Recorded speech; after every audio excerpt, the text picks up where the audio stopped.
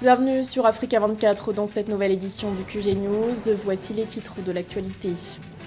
Le bilan d'une réunion axée sur la lutte contre le terrorisme en Somalie. Un rendez-vous organisé à Mogadiscio qui a vu la participation des ministres de la Défense du Kenya, de l'Éthiopie et de Djibouti.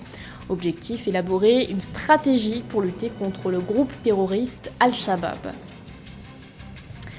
La grande messe du pape François célébrée à l'aéroport de Ndolo en République démocratique du Congo. Devant plus d'1 million de fidèles, le souverain pontife a appelé à la paix et au pardon. Un message de réconciliation délivré à l'heure où le conflit perdure dans l'Est congolais. Et puis la signature d'un accord entre le Cameroun et le Fonds monétaire international. Le pays devrait bénéficier d'un financement de 74,6 millions de dollars décaissés au titre de la facilité élargie de crédit. Les détails à suivre dans ce journal. Mais tout d'abord, ensemble pour la nature, tel est le thème du forum Notre futur dialogue Afrique-Europe qui s'ouvre ce 3 février en Algérie. Jusqu'au 5 du même mois, table ronde et conférences sont au programme de ce rendez-vous organisé par l'Institut français. Un forum qui s'inscrit dans la continuité du nouveau sommet Afrique-France qui s'est tenu à Montpellier en 2021. Entrepreneurs, activistes ou encore architectes y prennent part. Les discussions devraient être notamment centrées sur la production et la consommation durable, mais aussi sur l'habitat de demain. Quelle stratégie adopter face à la menace terroriste en Afrique de l'Est? La question était au cœur d'une réunion organisée le 31 janvier à Mogadiscio en présence des ministres somaliens, kenyans, éthiopiens et djiboutiens de la Défense. Leur objectif, redoubler d'efforts pour faire face au groupe terroriste Al-Shabaab qui sème régulièrement la terreur en Somalie. Joël Balou. En Afrique de l'Est, la menace terroriste la plus grave provient de l'organisation djihadiste Al-Shabaab et des groupes qui lui sont affiliés. Malgré les efforts consentis par l'Union africaine au cours de la dernière décennie, le terrorisme gagne du terrain grâce à l'instabilité politique et aux conflits internes.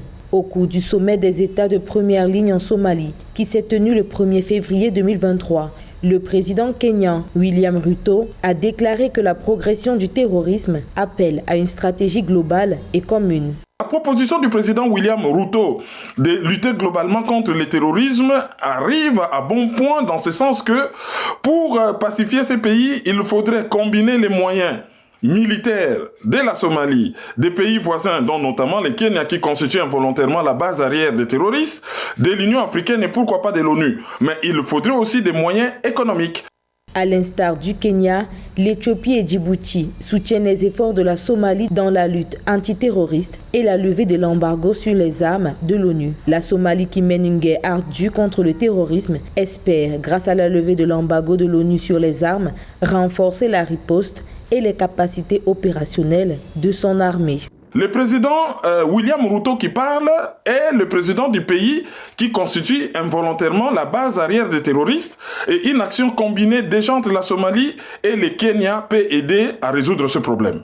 Depuis son entrée en fonction en mai 2022, le président somalien Hassan Mohamoud a lancé une offensive majeure contre les militants d'Al-Shabaab qui a vu des parties de la Somalie libérées des mains des terroristes, entraînant toutefois des pertes en vies humaines et de nombreux déplacements, principalement en Somalie et au Kenya. Que l'Afrique soit protagoniste de son destin, c'est l'appel lancé par le pape François à l'occasion de sa visite en République démocratique du Congo, première destination de sa tournée africaine. Parmi les temps forts de sa visite, une grande messe donnée ce 1er février à l'aéroport de Ndolo à Kinshasa. Paix et pardon étaient notamment au cœur de son homélie, à l'heure où le pays est secoué par une crise sécuritaire dans l'Est. Mildred Diamou. Le pardon, la communauté et la mission, 3 piliers pour restaurer la paix à l'est de la République démocratique du Congo, selon le pape François, qui a effectué le 1er février 2023 sa 2e journée intercongolaise dans le cadre de son 40e voyage apostolique. Il a affirmé, alors qu'il présidait une messe ce même jour à l'aéroport de Ndolo à Kinshasa, devant plus d'1 million de fidèles. Le souverain pontife s'est dit engagé à accompagner la communauté congolaise. À vous, chers habitants de l'Est, je veux vous dire que je suis proche de vous. Vos larmes sont mes larmes, votre souffrance est la mienne. Frères et sœurs, l'Église est et sera toujours de votre côté. Dieu vous aime et ne vous a pas oublié. Plus tard dans la journée du 1er février, à l'Annonciature apostolique de Kinshasa, le pape François a rencontré plusieurs victimes des conflits à l'est de la République démocratique du Congo et des représentants de certaines organisations caritatives. Notons que 2 provinces de cette partie du pays, le Nord Kivu et l'Ituri, sont placées sous état de siège depuis mai 2021 par le président Félix Tshisekedi. En raison de la montée des violences, les victimes ont porté leur souffrance au pape. J'ai 13 ans. Élève de l'école primaire Chamboko, je pardonne au bourreau qui m'a kidnappé pendant 9 mois pour qu'il libère les autres enfants qui sont encore dans la brousse. Tout en déclarant son ferme soutien aux victimes des conflits à l'est de la République démocratique du Congo, le pape François a lancé un message clair aux acteurs des violences et dénoncé les actes de viol, de massacre, de destruction et l'occupation des villages.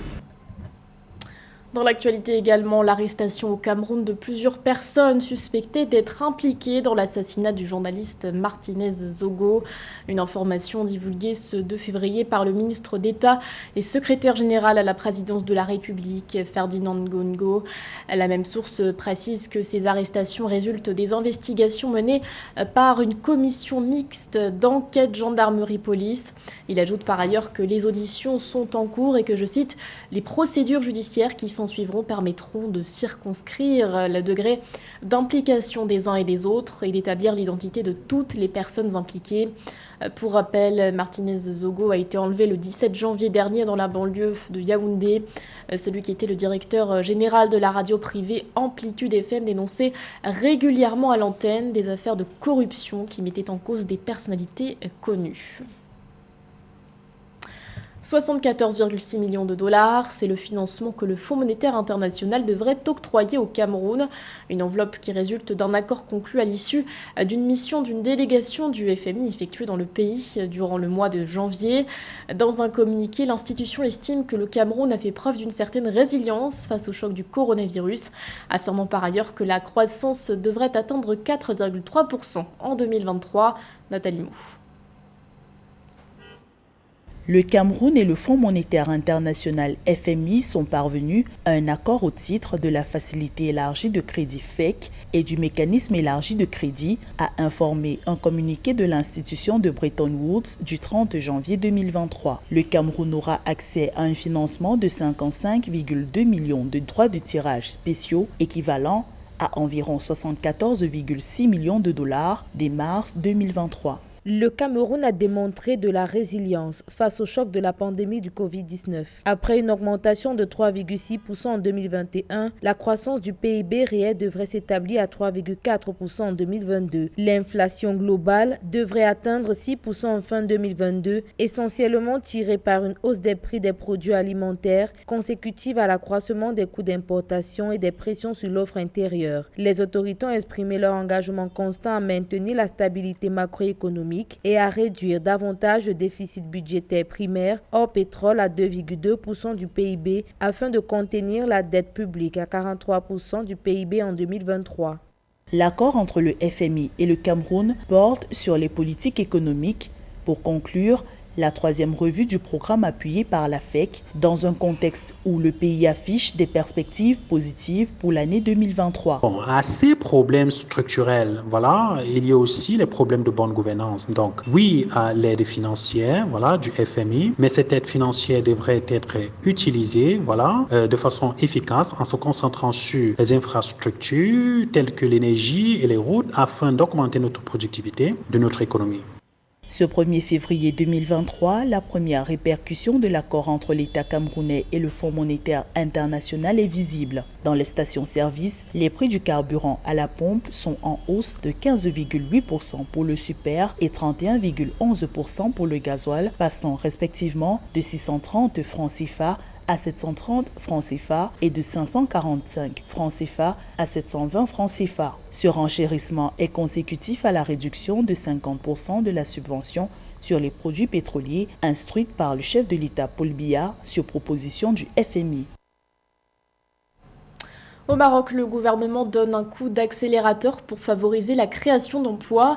26 projets d'investissement d'une valeur d'un peu plus de 28 milliards de dirhams ont été approuvés. L'industrie, le tourisme et l'immobilier sont entre autres les secteurs ciblés. D'après la Commission nationale des investissements, ces projets devraient créer plus de 3000 emplois directs. Les détails avec Marie-Raphaël Antolo. Le gouvernement marocain a approuvé 26 projets d'investissement d'une valeur totale de 2,8 milliards de dollars dans plusieurs secteurs d'activité. Les 10 projets ont été approuvés le 28 janvier par la Commission nationale des investissements. Les secteurs choisis comprennent notamment l'enseignement supérieur, l'industrie, le tourisme et l'immobilier. D'après la Commission nationale des investissements, ces projets devraient permettre de créer 3 735 emplois directs et 23 182 emplois indirects dans le pays.